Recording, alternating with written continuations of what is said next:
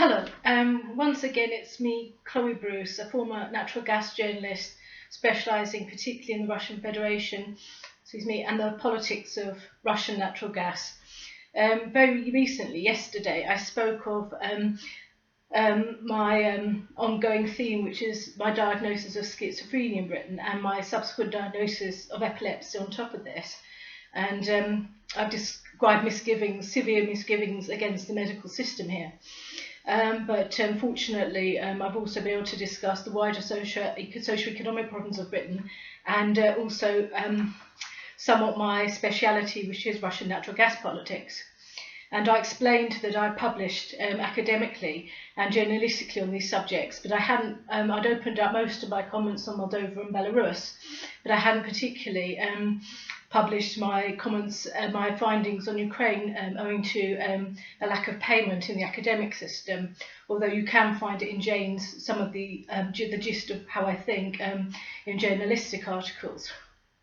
To summarise, I discussed how there were 3 transit countries that I discussed as a case study of Russian foreign policy in the context of gas towards these countries. And these are Ukraine, Moldova and Belarus. And I set up a theory of how to predict vulnerability and events in Russia that was quite useful for me, at least. I found it possible to predict when these supply cuts would occur and even some of the pricing dynamics. And I have said that these markets are obviously very close to the Russian markets.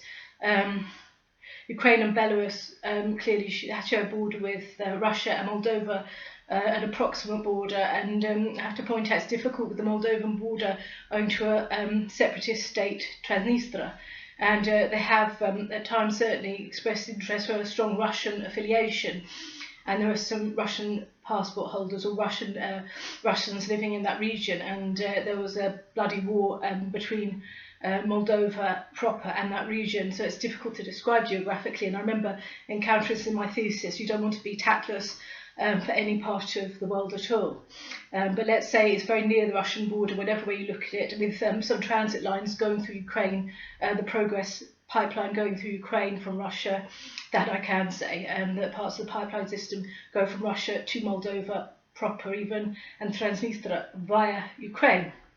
It's a very interesting area of the world, and particularly Moldova at this particular time, given the history of separatism in that region. One wonders what they're doing for natural gas with the Ukraine war, with the lines going through Ukraine. I don't think they're necessarily taking any Russian gas these days, but they were extremely dependent upon it when I was writing my thesis. I just don't know. I'm not sure how they're coping with higher gas prices, natural gas prices either. Anyway, this is going to hardly be Jackanory or Listen with Mother, but what I thought to do, I said I'd discuss my Ukraine chapter further, and I thought rather than re-summarising it, I would just take my thesis that I've written, it's in the hard copy version, and read the part of the introduction and a rather short conclusion. It's not that short, but given that it's a large thesis, it's quite accessible. I want to just say, I discussed yesterday how there are only 2 ways to transport gas, by liquefied natural gas in ships and by pipeline, and these compete for markets, but not as much as you would think, as pipeline gas tends to be cheaper for short distances, and the LNG version of gas in ships tends to be cheaper or better, more commercial, let's say, and cheaper as such for longer distances. That said, there are a few projects that are very interesting, including spot LNG. I'm pretty sure it's spot LNG, but anyway, some LNG cargoes go from the US to the Caribbean, and I remember enjoying writing this article in the 90s. They make little stops, and there are some really interesting gas projects that aren't discussed as much as they might be, but they're really interesting. And also there's a possibility, and they do and can travel as LNG in the sort of transport trucks, road trains they're called. And I know I did an article in the 90s on Australian road trains, and it's really interesting. It just can sometimes be more commercial if they're really interesting the way they've worked out how to make the projects work. and it goes on little stops and around Australia. I think it's difficult to lay pipelines in some areas. But certainly when there was a major supply disruption to European gas supplies owing to a reduction through the Ukrainian pipelines, then you see here, I read that a Bulgarian hospital was affected by the supply reductions, and I believe that road trains were useful at that point to supply this Bulgarian hospital and enable the infants there to get their care and continue the care they were receiving there. And that's maybe something that the medical world likes to know, that these road trains are there as a potential, and even in a military situation, to supply a more flexible gas regime, but it's very specific. You can't just use that as a solution. It wouldn't work particularly well for large distances or the wrong kind of project. It would usually be, as I say, by pipeline or long distance LNG sales. That's all for now. So I'll just get my thesis. I'll show you this. This is what I had to submit. And as I've said, I was taken in and couldn't sit my viva. But this is the front. I did it at the University of Vienna. You can see it's quite formal. You have to do it in exactly this format or you're doomed. So that's me, the dissertation writer, I think it says. So what I'll do now is I'll start, you have to excuse my sniffle. I'll start here with the introduction and summary of what will happen in this PhD. And bear in mind, I completed this between 2003 and towards 2008, and had an accident and various health problems during it, and it would have been probably the same, but with maybe a bit more here and there in terms of detail. At least I would like to think I could have made it done, I could have written it better, but anyway, it's done what it's done and survived the test of time as far as I can see. Right, so this is copyright to Chloe Bruce 2007, which is when I finished it. Yes, it just towards 2008. Chapter 1, the introduction, summary and methods. Don't be frightened. In his book, Judo, History, Theory, Practice, the Russian President Vladimir Putin and his co-authors describe how a practitioner of the art can use special techniques to overcome a physically stronger adversary. In a discussion on the motto in his book, The Most Efficient Application of Strength, the authors write, assume that a person's strength is measured in some sort of units. An opponent's strength is 10, yours is 7. If your opponent pushes you with all his might, you won't be able to remain standing, even if you resist with all your might. You'll either fall back. You have to excuse my I don't read very well, and even with the best eyesight in the world, I'm not the best reader, but I'll continue. So even if you resist with all your might, you'll either fall or step back. This is opposing strength with strength. Remember, Putin's one of these authors. But and I'm sure it's the right Putin because he's got his snap on the front of him doing judo. But if you give way to the extent that you are pushed, maintaining your balance and withdrawing your body, your opponent will stagger forward and lose balance. At that moment, weakened by this awkward position, your opponent is very vulnerable. You, on the other hand, by maintaining your balance, can use all 7 units of your strength to score victory. End quote. Putin's pearls of wisdom are ironic when considering international politics. Russia has long held the reputation of big bully in the Commonwealth of Independent States, using its superior military and economic might to exert influence on its less powerful neighbours. Energy, in particular, has been seen as part of this power play. Gas relations among CIS members received worldwide attention in January 2006, after Russia, for the first time, imposed a full supply cut-off as opposed to a reduction of gas supplies to Ukraine. The 4-day embargo prompted panicky speculation in the West over Europe's future dependence on Russian energy, and at the same time highlighted the need for a detailed understanding of CIS gas politics. Since the embargo, Western media and academic commentaries have been rife with speculation that Russia is using its control over oil and gas supplies to the CIS as an instrument of political blackmail. The purpose of this paper is to examine how far and how successfully Russia has used natural gas supplies to and from the former Soviet states to implement its foreign policy in Moldova, Belarus and Ukraine. The study covers the entire post-Soviet period to mid-2007. Following the collapse of the highly integrated Soviet system, Russia inherited the lion's share of energy assets, including vast gas reserves, mostly located in Western Siberia. Those CIS countries which did not produce significant volumes of gas themselves became reliant on supplies from Russia. Those CIS countries that did produce large volumes, in particular Turkmenistan, were unable to export it without first passing it through the Russian pipelines, that cross Russian territory. In other words, the CIS countries were dependent either upon Russian gas supplies or upon supplies that first passed across its territory. Thus, like the stronger judoka in the anecdote I've just told you from Putin's Judo book, Russia is, in physical terms, the dominant player. The economies of Belarus, Moldova and Ukraine are all dependent on gas from Russia or supplies that cross its territory. But does Russia's gas dominance necessarily translate into political power? Put differently, how do those states which are in numerical terms less power than others retain their sovereignty and autonomy of decision making? Similar to the judoka whose strength is just 7 points, each of these countries, Belarus, Moldova and Ukraine, has a counterlever to Russian pressure. They have been chosen as the objects of this study as they are all conduits for Russian gas exports to the lucrative markets of Western Europe.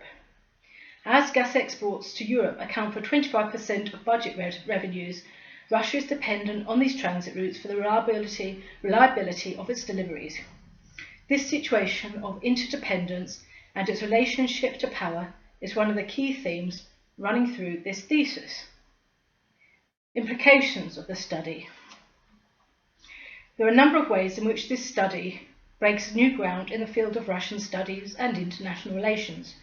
To date, there have been, this is in 2007, to date, there have been very few systematic studies of the way in which natural gas has shaped Russia's relations with other CIS countries.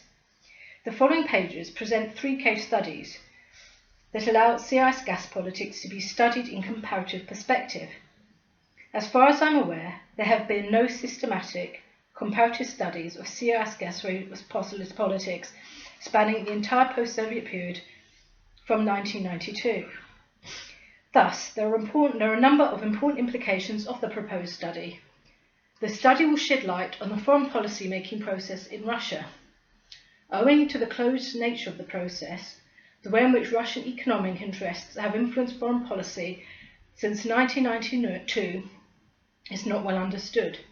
This is despite the fact that during the post-Soviet period, economic factors have played an increasingly important role in Russia's foreign policy calculations. Second, but connected to the previous point, the study will assist the understanding of the relationship between the government and the state-owned gas company Gazprom. Because of its economic strength, Gazprom wields considerable political clout.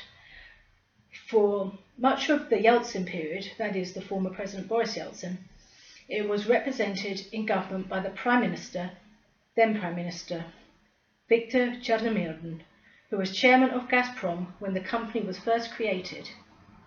Under Putin, the company is represented by Russia's first Deputy Prime Minister, Dmitry Medvedev, who simultaneously holds the position of Gazprom's chairman. Medvedev is, please bear in mind this is in the past, but it was correct contemporary at the time. Medvedev is the main political successor to Putin following the end of the president's second term in 2008. Gazprom's political power and the constraints on its influence will be studied closely. Finally, this thesis presents 3 highly detailed case studies of interdependent relationships. The studies provide insight into the way in which asymmetries in interdependent relationships, a sort of balancing act, give rise to power politics. As power is a key component of international relations theories, and makes an empirically based contribution to the general discussions on these theories.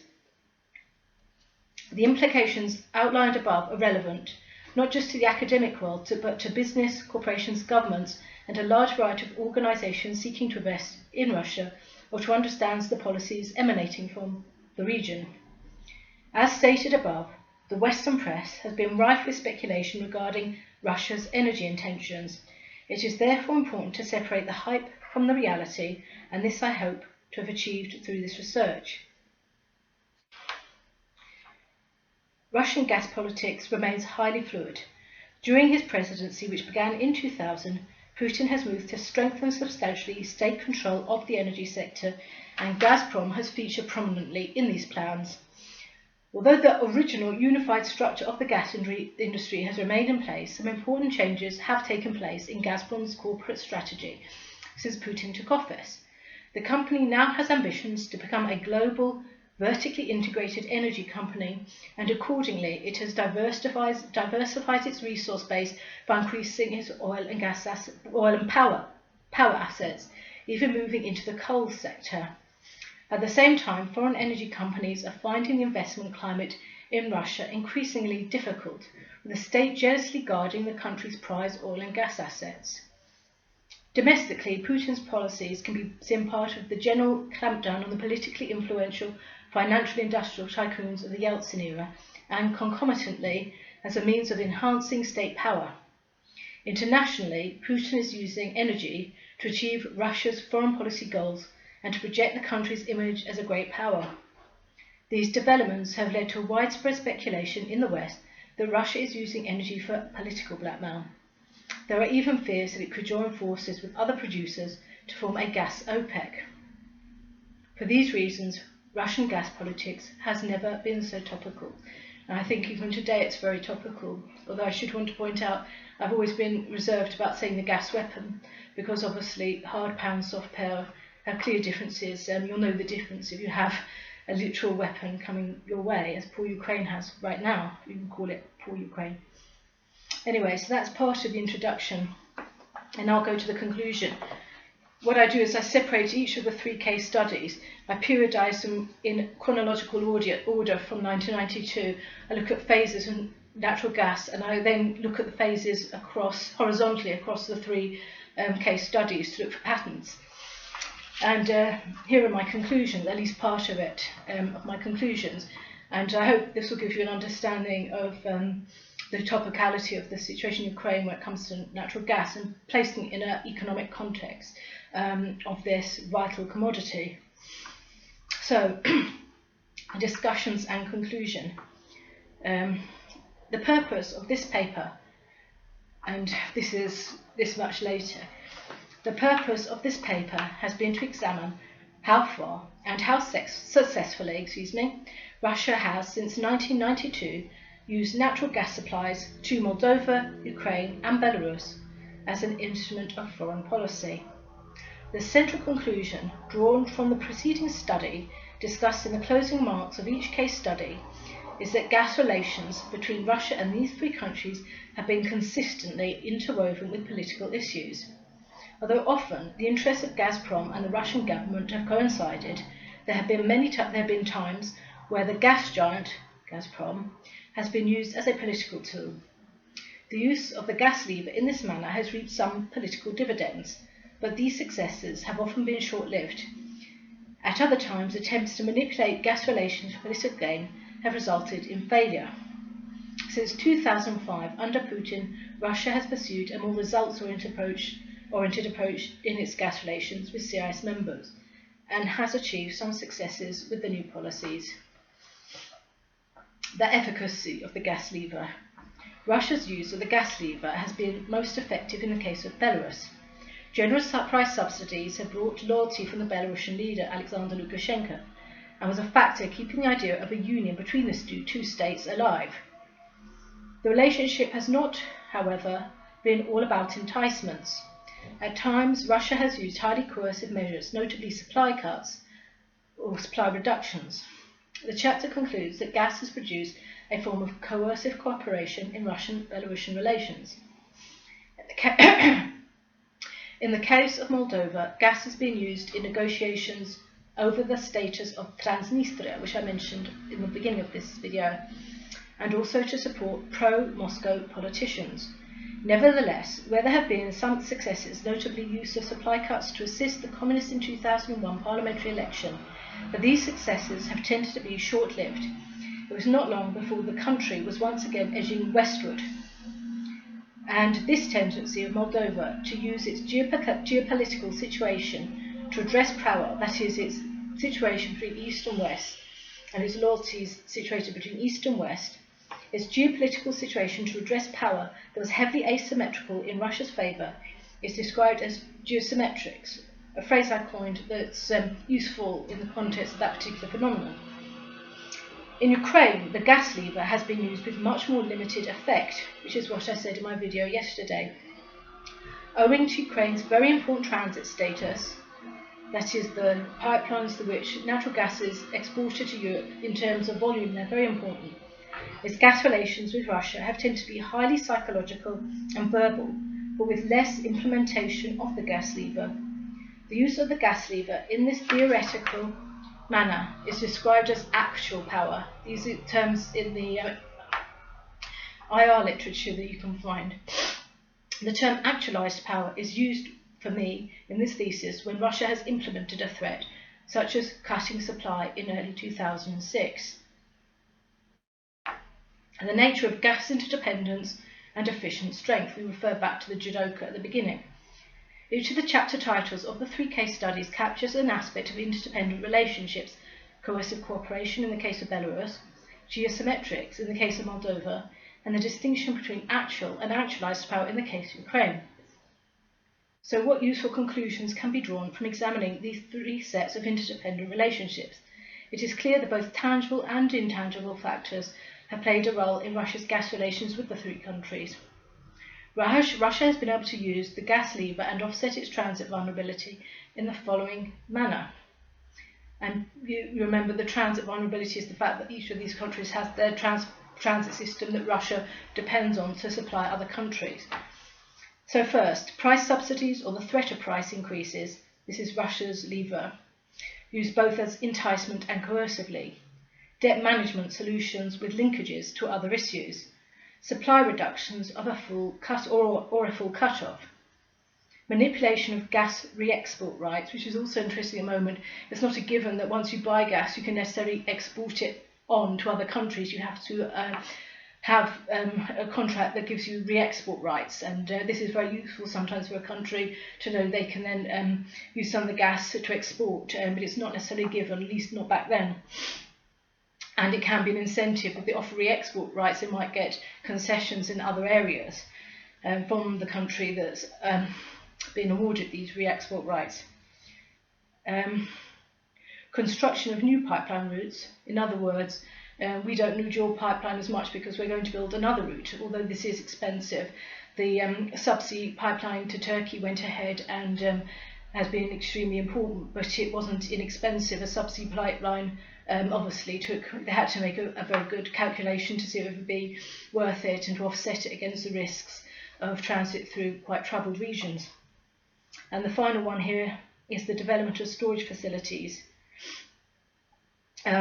So for their part, the transit countries have had available the following principal counter levers to Russian gas aggression.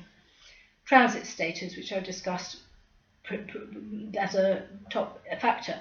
This allowed the unsanctioned, however, what they did with their transit station, which also allowed the unsanctioned withdrawal of gas, or at an extreme, a refusal of transit. So there were allegations of gas siphoning, which weren't in the contract, volumes that weren't stated in the contract between the countries, or they could refuse Russia transit, and then the whole deal had to be negotiated. Manipulation of transit fees, so there's a set fee, Russia uses a transit, they pay transit fees, say, to Ukraine, and Ukraine can up them or lower them. If they want a good gas deal, they might give them a good transit deal. And this is very important. It's extremely expensive to pay for transit. And longer term, the search for alternative suppliers, such as the Nabucco pipeline project. So if Europe can, say, re-export gas and it's Russian gas. It's all blue fuel. You don't really say this molecule's Russian, this molecule's Norwegian, or this molecule's from the US or Britain. At the end of the day, it might be a volume that's up in Europe because of Russian supplies, but nevertheless, they seem maybe re-exporting into Ukraine for want of gas reserves themselves. The UK has gas reserves, but there's not much aware in the gas reserves in the European Union. So one of their counter levers is the threat of getting and establishing different suppliers. But it's a longer term project, it couldn't have been done overnight. And finally, the development of storage facilities.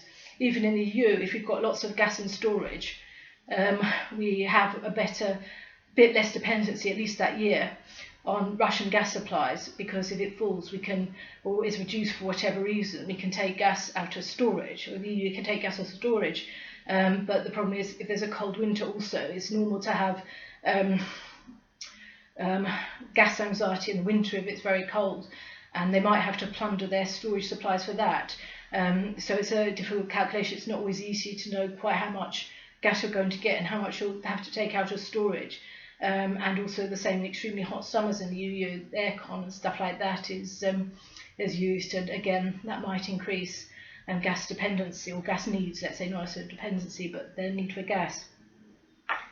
And it's the same in the transit countries, although they have to predict their winters and get a realistic amount of gas at that point, and at that point it would have been Russia.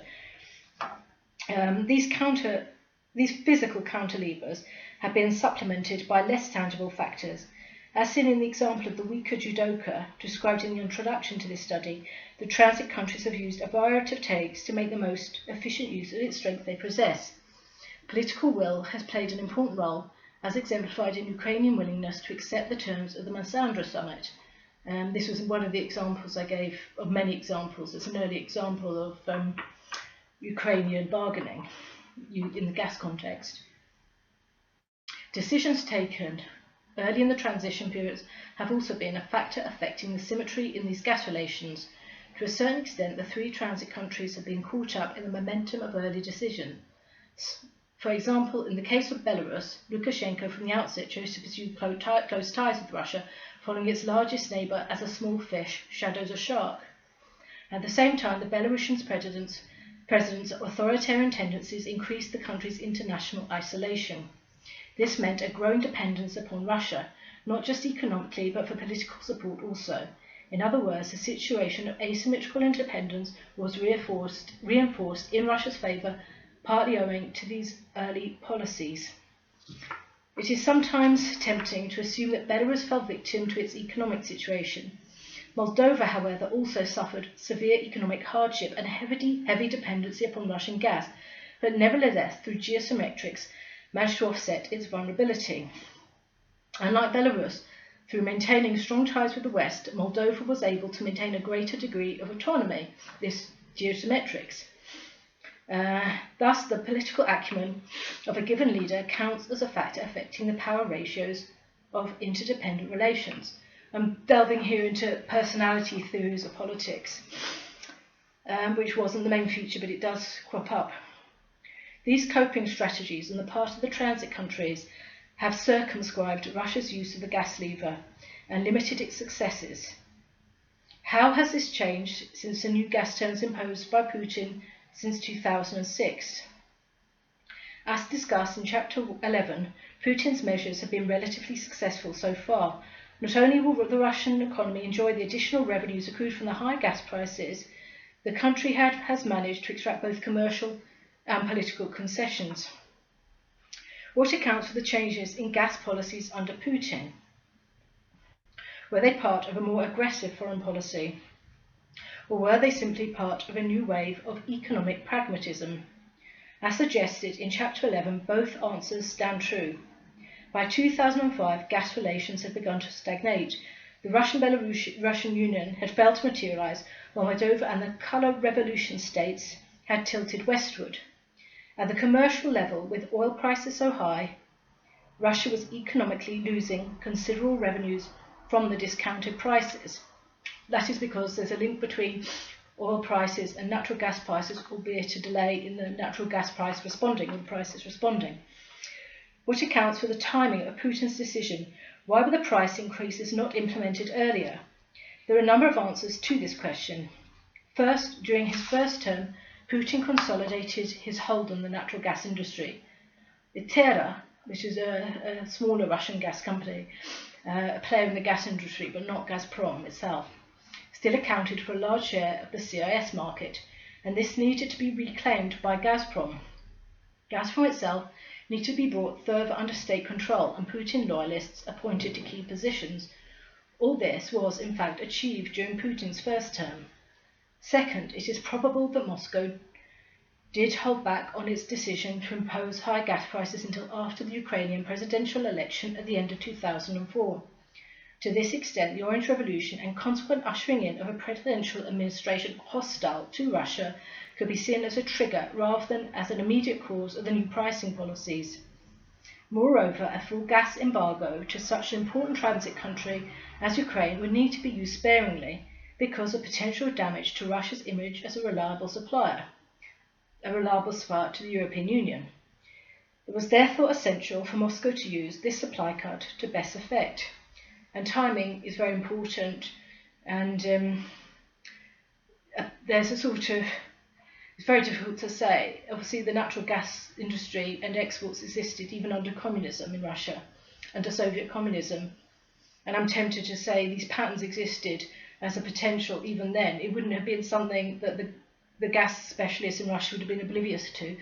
They would have understood the potential for extremely harsh conditions in interdependence if they wanted that, and it's sort of, I wouldn't like to say it's a fact of life, I'm not saying it's easy, but it's very unpleasant that the Ukraine-Russia situation culminated in such a despairing situation. It's linked, but as I said in another video, I'll try and put the link, it's the brittleness of the Ukrainian regime, and the history of communism certainly didn't help, and the previous grievances, the historical grievances, particularly with Russia, and it's very difficult. But when I completed my thesis and was writing with James, I predicted a continuing bad relations, but I thought that the gas efficacy would wear out for various reasons.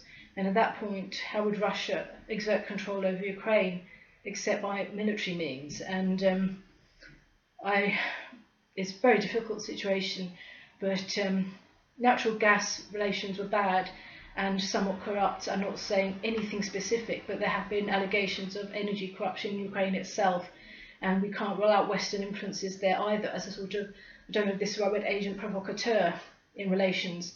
And if it hadn't had that history, if it had been more established democracy, more focused on fighting corruption rather than feeding off it in certain elements, with a more stable regime, a less propensity to civil discontent, then perhaps it would have had a strong gas relationship rather with Russia, and the positive relationships were cemented over time rather than deteriorated. And it was at that point by 2000 it was still a relatively short period for Western style democracy in Ukraine, and it's obviously a country that suffered a lot in history, a lot in the Second World War, and they have a Holocaust memorial which I visited when I was in Kiev at the age of 19, and it's Babi Yar, of course. I've read the book on Babi Yar, and it's a memorial that leaves you speechless. And when I was there, I walked the road up to Babi Yar, and it was the same road the Jews took, maybe my relatives took, to the gas chambers there. And the ground is difficult. It's a sloping ground where the bodies were buried. And when I heard at the beginning of the Ukraine conflict, the Ukraine war, that Russia had reportedly bombed Babi Yar, I just thought of one thing: who wouldn't bomb a gas chamber, a former gas chamber, if the allegations were that they were going to build one? And I think what you do with the gas chamber is you bomb it at the beginning of a war, because there are lunatics out there fancying Hitler's still alive, who would like to rebuild the whole Babi Yar situation, and not a single country, I feel, is free of fascism at the moment. And we're having these far-right protests right now in the UK, and lots of them, and as far as I see, the original discontent, the usual riots were sparked by social services taking children away, and now it's spilled over into a kind of far right situation. But no one, I think the vast majority of us would happily fight fascism in the way that Russia has said they're doing in Ukraine. But the problem is this: you can't ignore the regime in Britain as partly, in fact largely responsible for this situation, because they've left people of Britain with nothing at all.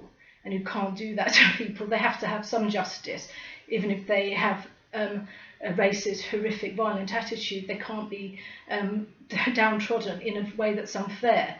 They have to be treated as fairly as other cruel people, other racists.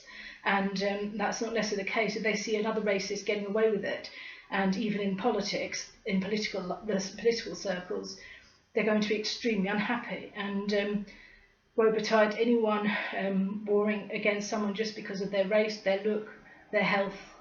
But we can't rule out regime fractures in Britain being the cause of this, and including a very, very hostile relationship to anyone who feels the welfare state is worth preserving and has to be preserved. And it's no different. I don't know the internal part of Ukraine as well as I might. I don't have the time or even the Ukrainian language to study it as much as I would have liked to have. But it's been, I can't say the site was fractured, but certainly there were many, many issues to do with the ethnic minority Russians there. And it's just extremely difficult to see why the timing of this conflict in Ukraine, Russia's invasion, the war on Ukraine, happened at that point. But if they felt in Russia a threat from the West, which they, I think, do, they feel extremely threatened to this day by the West, I can understand some of the circumstances of that. And Ukraine has to fend off attempts to take over its transit lines when they're national staple. They're extremely important, were at least extremely important to Ukraine. And any kind of like unrealistic approach to another country and just trashing that regime. I do know that people in Britain, some consultants, can be extremely put out by Ukraine. Still, I don't know why they have to be put out. It's not exactly rational, but they're put out with me. They simply just get put out. The moment I say I'm a Russia specialist writing X, Y, Z, their noses in the air. They're just unspeakable in terms of their attitude to other people and the way they do things. And I'm pro-democracy, and I can't imagine anything working better than democracy and a form of technocracy with democratic elements. It's simply, I don't see any other regime working that way, in a way that would help the people. But the brittleness of the Ukrainian regime left it open to invasion, because it's very difficult to coordinate good, strong diplomatic efforts from informed individuals when people are fighting against their own regime. And I don't say UK or Britain, let's say, is excluded from this particular equation. So finally, Russia had to maintain a good reputation in terms of its supplies to the EU. Therefore, it had to make the full amount of any supply cut, a particular full cut or a cessation of supplies or reduction, to the best effect. Put simply, by 2005, there were no longer any compelling reasons why preferential prices to the consumer countries of the CIS should continue. They were getting cheaper prices in exchange. It's historical, but you'd have to probably read the whole thesis to understand this. Indeed, it is likely that any leader with a modicum of pragmatism at that point would have initiated some form of review of the gas pricing policies. So don't take it too personally, the prices had to go up, but it's in a context that's quite bitter and difficult, and I can't say it wasn't maximised to Russia's advantage. But they, as I say, it's not that they were all weak at the knees in the face of Putin's Russia in the way some journalists are. It was a pragmatic issue. They had to fight back. It wasn't pleasant. They had their own problems, quite frankly. It would have been nice to have full payment cooperation, no siphoning, a good attitude from the Russian side. But this was difficult, and some non-payments occurred. Russia cut them off, but we do know that's not the whole story. You can't just say they didn't pay. You have to look at the root cause of the whole relationship, and historically, and in the way I felt I did quite well, which is the periodization, and then seeing if it's happening in other countries, and only had the time to do those three. And I also covered somewhat the other parts of the former Soviet Union, Turkmenistan, Kazakhstan, and Azerbaijan, which are gas-relevant countries, but they have gas of their own, natural gas reserves of their own. And so it's tricky, it's fiddly, but as I did it chronologically, that made life a lot easier. I could see continuity from the Yeltsin era to the Putin and Medvedev and then Putin eras, and I could also understand some continuity even from the communist gas ideas, because I think they've worked out a pattern quite longer term, and in some ways there was inevitability about this Russia war in Ukraine.